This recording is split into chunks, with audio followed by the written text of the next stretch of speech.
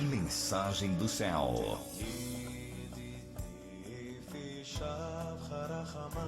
Queridos meus, vamos dar sequência aqui. Nós temos um pouquinho de tempo e o outro estudo com vocês é um pouquinho mais longo. Vamos falar um pouquinho então de uma parábola, queridos. Vamos falar de mais uma das parábolas que eu estou aí estudando com vocês, acerca das parábolas do nosso Senhor, não é? E hoje nós vamos falar sobre a parábola da grande ceia, que está em Lucas 14. Vamos falar da parábola da grande ceia. Nós estamos estudando as parábolas de Yeshua. E ontem quem fez o devocional aí deve ter visto que também foi abordado o mesmo tema, não é? É um dos motivos porque eu quero justamente falar sobre ela, que assim a gente já vai fazendo algumas correções aí, não é, queridos? Eu amo demais o presente diário, mas há algumas colocações que não adianta, só mesmo por meio da estrutura judaica para que você possa compreender algumas coisas, não é? Vamos ler aqui a parábola da grande ceia. Ora, ouvindo tais palavras, um dos que estavam com ele à mesa lhes disse: bem-aventurado é aquele que comer pão no reino de Deus, não é? Ele, porém, respondeu: certo homem deu uma grande ceia e convidou muitos, mas na hora da ceia enviou o seu servo para avisar aos convidados: vinde, porque tudo já está preparado. Não obstante, todos a uma começaram a se excusar, começaram a dar desculpas para não irem, não é? Disse o primeiro: eu comprei um campo e eu preciso ir vê-lo, logo eu rogo-te que me tenha por recluso, excusado, eu não posso ir, não é? Outro disse: eu comprei 5 juntas de boi e vou experimentá-las, logo eu te rogo que me tenhas por excusado, me tenha como isento desta presença. E outro disse: olha, eu me casei, por isso eu não posso ir. Voltando, o servo contou ao seu senhor tudo o que havia acontecido. Então o senhor ficou muito irado, né? O dono da casa disse ao seu servo: saia depressa pelas ruas, becos da cidade e traze para cá os pobres, os aleijados, os cegos, os coxos. Depois lhe disse o servo: Senhor, feito está como mandaste, mas ainda há lugar. Então ele respondeu: vai pelo caminho, pelos atalhos e obriga todos a entrar, para que fique cheia a minha casa. Porque vos declaro que nenhum daqueles homens que foram convidados provará da minha ceia, não é? Então, inclusive no devocional de ontem, não é? Nosso Senhor Yeshua tinha acabado, não é, de ver uma disputa ali pelos primeiros lugares, quando chega ali a mãe de Yohanan e de Yaakov, que você conhece como Tiago e João, pedindo a ele, não é? Aliás, há uma grande disputa sobre isso, porque num texto diz que é os próprios meninos que estão pedindo. Meninos sim, viu, queridos? Meninos. Olha só, Yohanan, quando começou o ministério ao lado do Senhor, ele deveria ter por volta de 14 a 15 anos de idade. João, como você o conhece, não é? Então, assim, meninos, eram jovens, não é? Eram jovens. Não é? Yaakov, que você conhece como Tiago, que foi justamente aquele que foi transpassado a espada, não é? Então, assim, é importante que você possa ter esse entendimento para que você compreenda que justamente aqueles dois que disseram que podiam beber do cálice dele, Yeshua pergunta, eles falam sim, nós podemos, não é? Vai falando que você pode aí para ele, não é?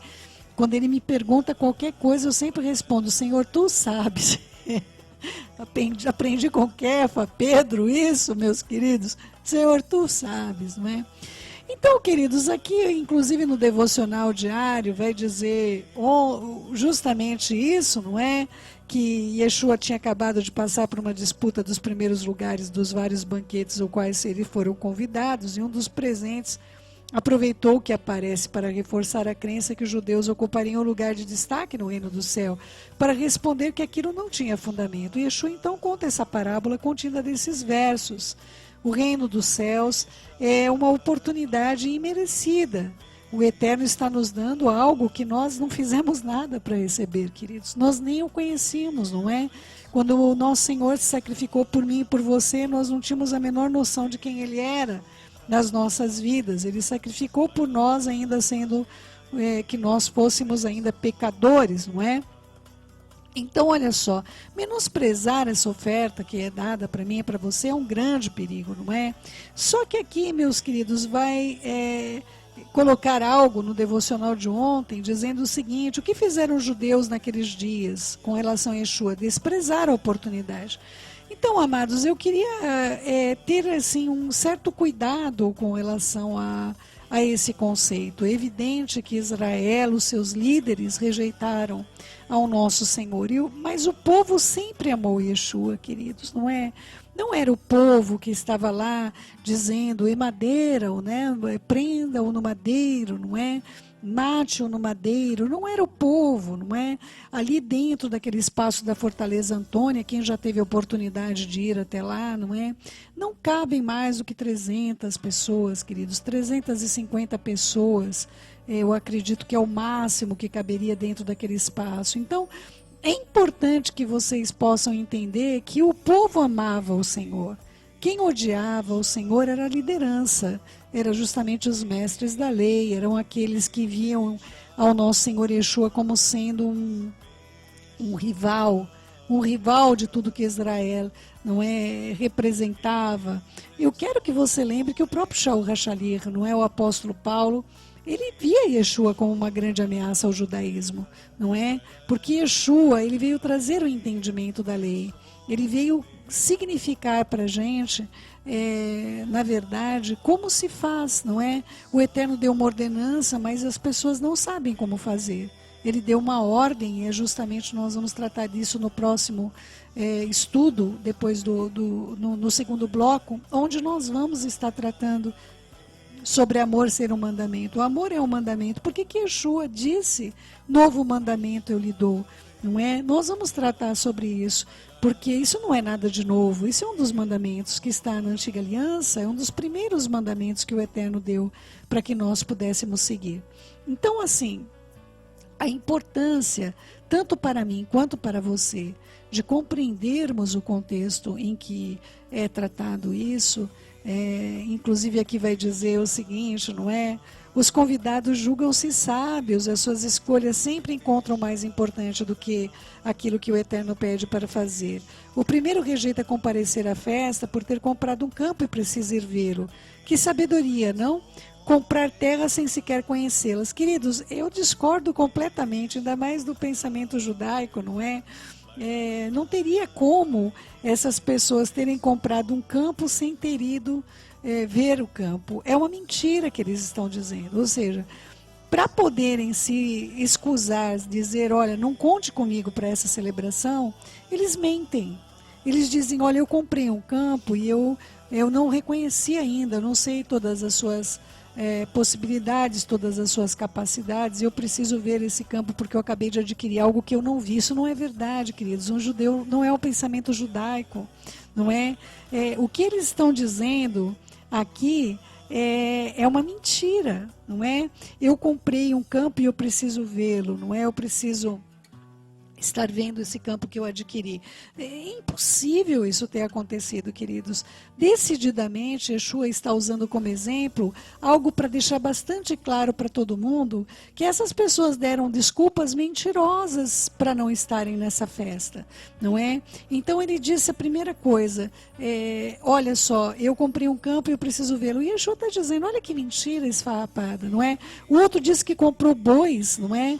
Sem saber o potencial que esses bois. Imagina, queridos, que um judeu ia comprar alguma coisa que ele não soubesse o potencial, aquilo que ele poderia retirar daquele benefício do que ele adquiriu, não é?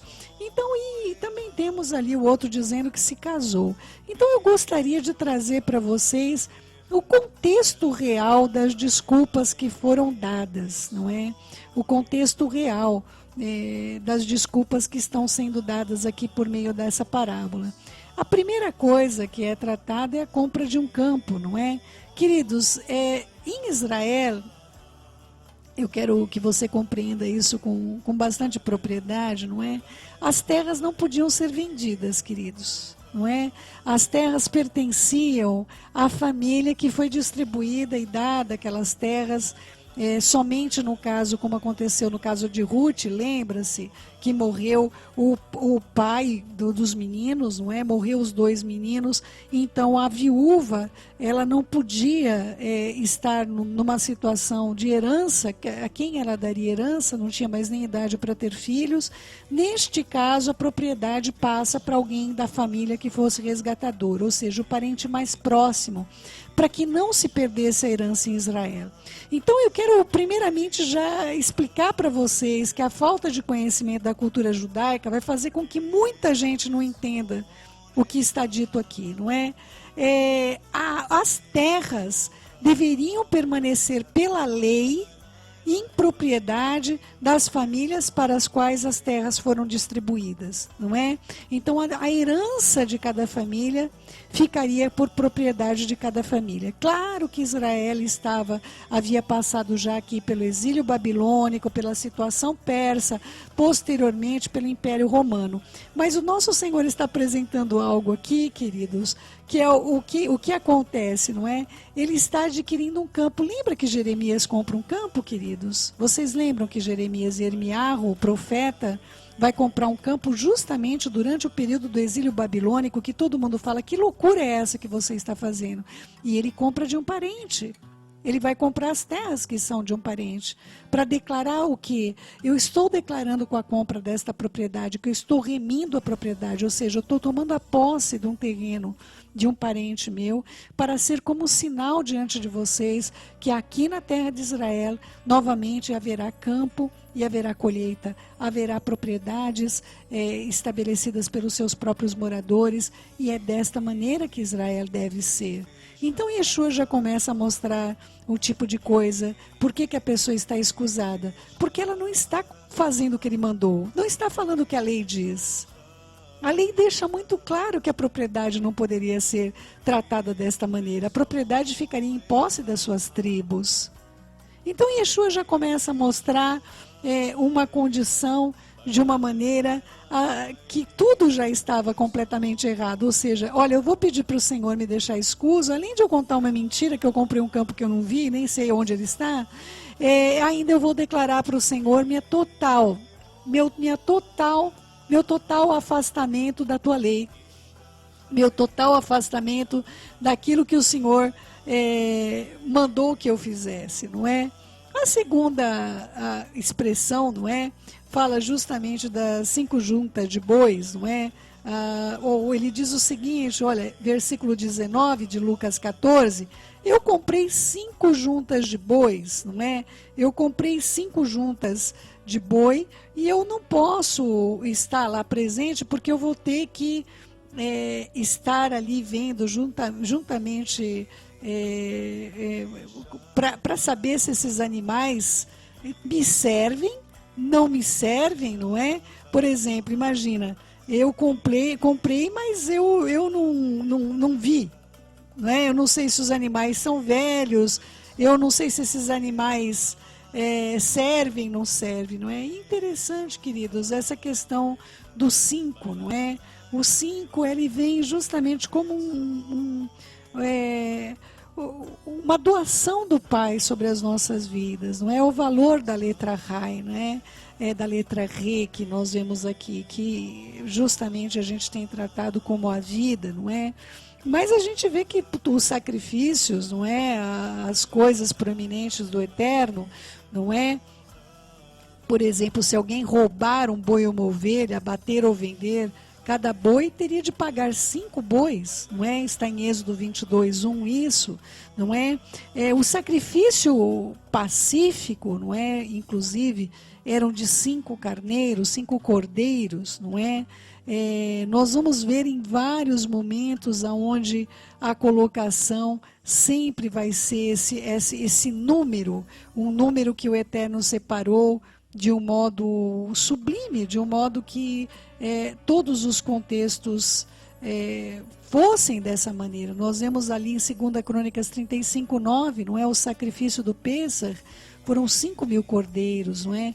500 bois. Então nós vamos ver justamente esse número muito voltado para o que está faltando da parte do Eterno. Inclusive no judaísmo, queridos, tem uma colocação bastante clara com relação à letra Re, não é? Ela aparece 2 vezes no nome sagrado, Yud Re Vav Re. Essa letra que nós temos o reconhecimento dela aqui no Brasil como H, vamos dizer, o som H, não é? O som dessa letra, não é? As escrituras não colocam isso com essa clareza, mas a gente vê isso muito no Talmud, dizendo quando o Eterno mudou o nome de Avraham, não é? O nome dele era Avram e ele ganhou um H, não é? Ele ganhou um Re. É como se ele ganhasse a presença do Eterno nessa letra que tem um potencial tão grande, tão extremo, e é usada no mundo todo, queridos. Essa letra é uma letra que é usada, se você olhar lá em Brasília, qual o formato, não é? Do prédio do Planalto, não é de um H, queridos, não é? Se você for ver um pouquinho da utilização dessa letra, você vai descobrir algumas coisas bastante misteriosas, não é? Nós temos na tabela periódica, eu estava dizendo inclusive ontem, não é? Nós temos 2 gases chamados nobres, não é? E os 2 gases também é com H, não é, queridos? É o hélio e o hidrogênio, não é verdade? Não é? Inclusive, qual é o gás, qual é o valor numérico atômico, não é, do hidrogênio? É 1, ele quer ser o número 1, não é? Ele quer ser o número 1, o hidrogênio, não é? Ele quer ser o número 1. Mas nós vamos tratar sobre isso para não fugir do nosso contexto. Então, dizem os nossos sábios, não é, que Avraham ganhou esse rei que vem justamente como se o Eterno tomasse dele uma estrutura e colocasse sobre Avraham, o Abraão, como você conhece aqui, não é? Não fica claro no português, a troca de nomes faz com que vocês percam muita coisa, não é? E o que acontece? Saraí, ela também ganha o rei. Ela ganha o rei onde ela deixa de ser Saraí e ela passa a ser Sará. E Sará, em hebraico, também tem o rei ao final do nome, não é? Ela deixa de ser Saraí e se torna Sará. Ela ganha o H, não é? Ela ganha a validade do 5, não é? Daquilo que vem da parte do Eterno, acrescentar ao nome dela, não somente numericamente, mas a gente sabe que geneticamente, tanto Avraham quanto Sará, eles foram mudados, queridos, foram mudados em outros homens, não é? Mas também nossos sábios dizem que isso mesmo aconteceu com Aharon, não é? O nome lá muda realmente de Arão, como você conhece, para Aharon, não é? Como se o nome dele fosse somente Arão e ele se tornasse Aharon para poder executar esse contexto. E aqui justamente Yeshua usa isso, olha só, eu comprei as 5 juntas de boi, ou seja, eu adquiri a força do 5 para mim. Uau, isso é muito forte, queridos, isso é muito forte para quem lê uma parábola segundo a ótica judaica, porque essa pessoa está dizendo aquilo que aquele homem disse para nosso querido Kefa, não é? Aquele mágico, aquele mago, chega para Kefa, para Pedro e diz, olha, eu quero também o poder de colocar minhas mãos sobre as pessoas e descerem Arur, descer o Espírito Santo sobre elas, não é? Eu quero esse poder, eu quero pagar para você. E aí Kefa, Pedro, diz com tanta propriedade, seja o seu dinheiro para ti como maldição, porque você julgou adquirir por meio dele o dom do Pai que está no céu, o dom de Deus. Então, queridos, aqui ele está dizendo algo tão mais profundo, queridos, quando eu estava estudando sobre isso e vendo o sacrifício, não é? E a numeração, de como isso funciona dentro das escrituras, ele está dizendo, eu comprei 5, não é? Eu comprei esse poder do rei, eu agora sou alguém que tem 5 juntas, eu rei, não é? No hebraico não tem número, tá, queridos? No hebraico não tem número, ele não falou número. É importante que você compreenda isso, não é?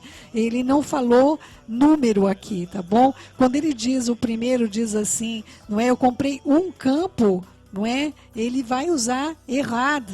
Ele vai dizer, olha, eu comprei errado.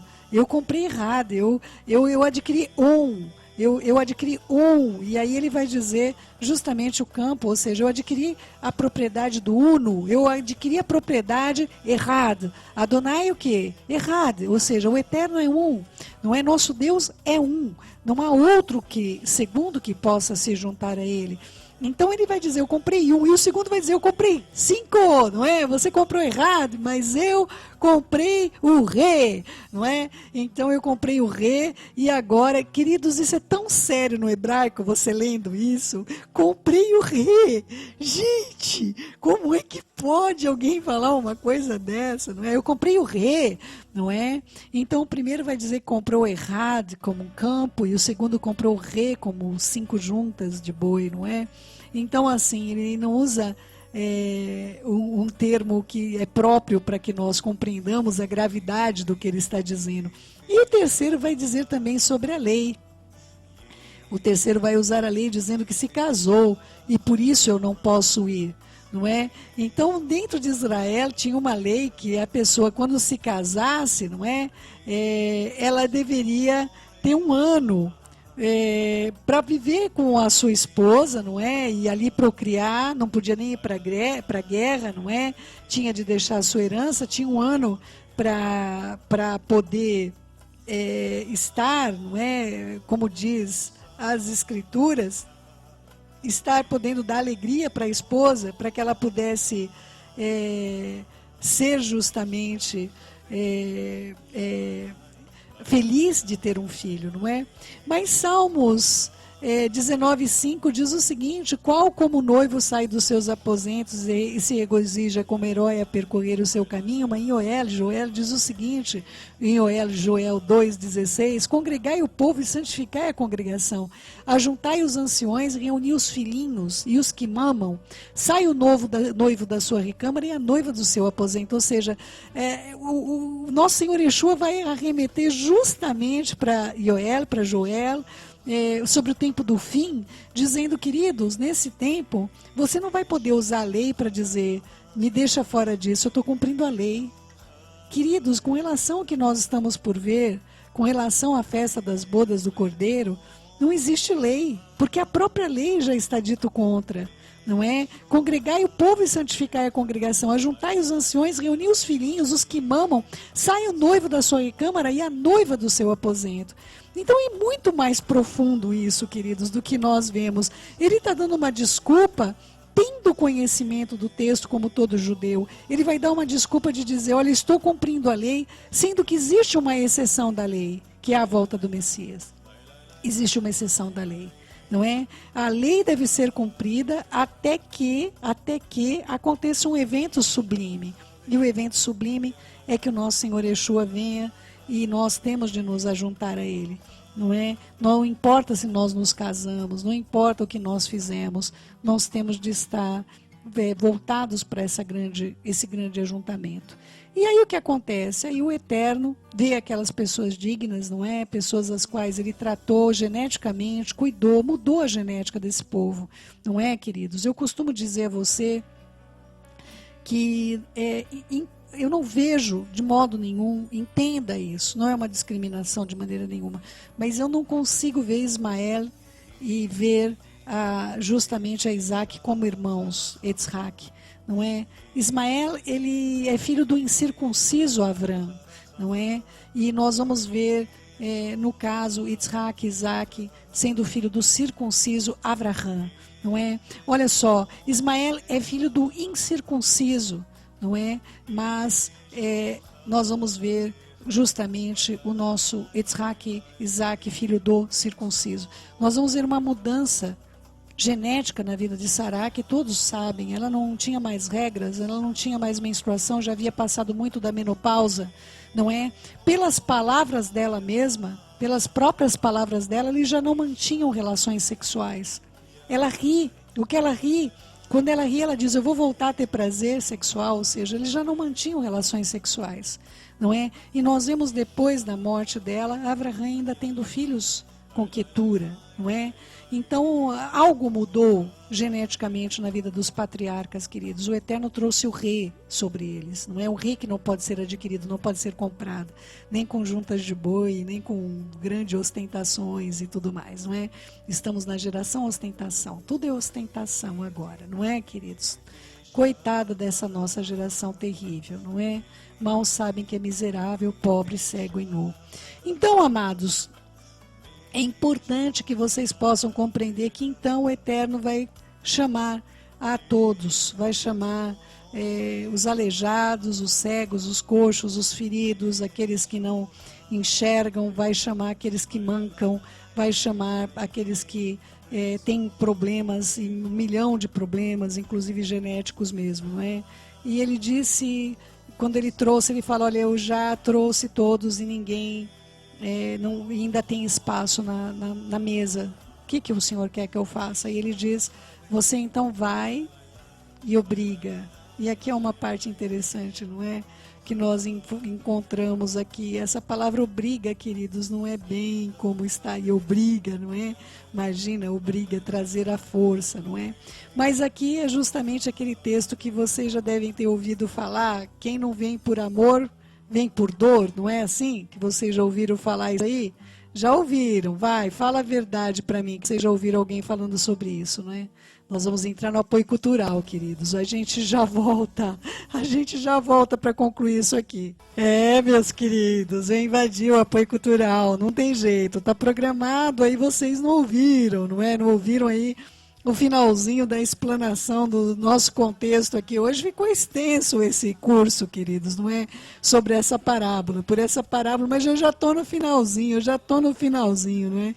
Pelo amor do Pai que está no céu. Vamos só concluir aqui, meus amados, vamos concluir esse estudo importantíssimo. Então aí o que acontece? As pessoas vão chegar e vão dizer, como é que fica essa parte final aí, Céu? Como é que é esse negócio aí das pessoas serem obrigadas? Lembra que eu estava falando com vocês? Alguns dizem que vem por amor e outros vêm por dor.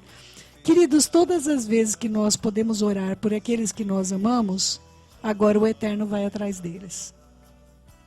Vocês entendem isso? A todos aqueles que nós amamos hoje, nesse tempo, o tempo da graça, esse finalzinho, respondeu-lhe o Senhor, saí pelo caminho dos atalhos e obriga todos a entrar para que fique cheia a minha casa. O Eterno vai investir por todos aqueles que você orar. O Eterno vai se manifestar, o Eterno vai se revelar, o Eterno vai estar ali com aquele que você ama e que você luta espiritualmente por ele. Ele não vai desistir dele, ele não vai deixar de buscá-lo, ele não vai deixar de trazê-los, seja com laços de amor, seja pelas próprias oportunidades de dor que essa pessoa encontra. Queridos, eu tenho um dos meus filhos, não é?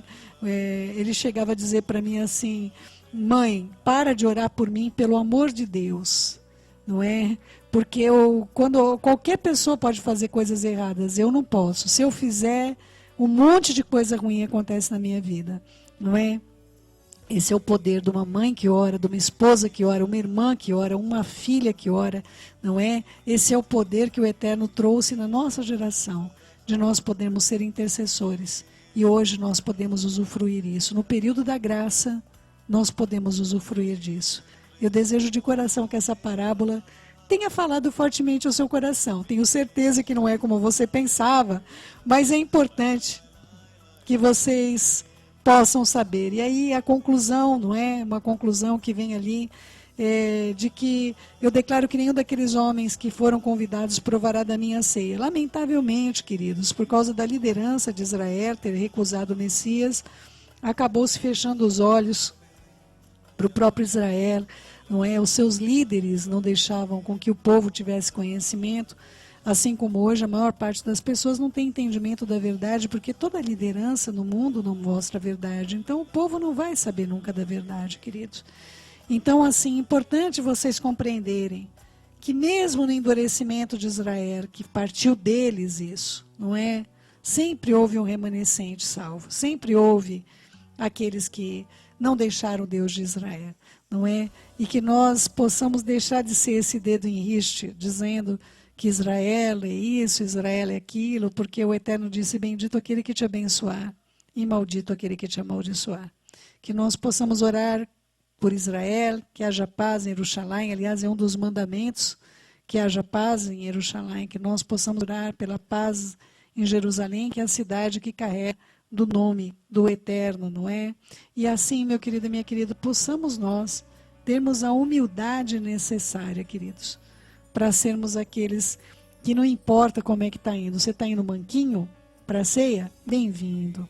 Você está vindo ceguinho? Ai, céu, sabe, eu não entendo, não vejo isso. Não, bem-vindo à ceia, não é? Você está vindo como? Você está vindo na cadeira de rodas? Não consegue andar com as suas próprias pernas? Alguém tem que te empurrar? Bem-vindo à ceia. Que você possa saber que o Eterno tem chamado para junto dele pessoas imperfeitas, como eu e como você. Bem-vindo à ceia. Em nome de Yeshua HaMashiach.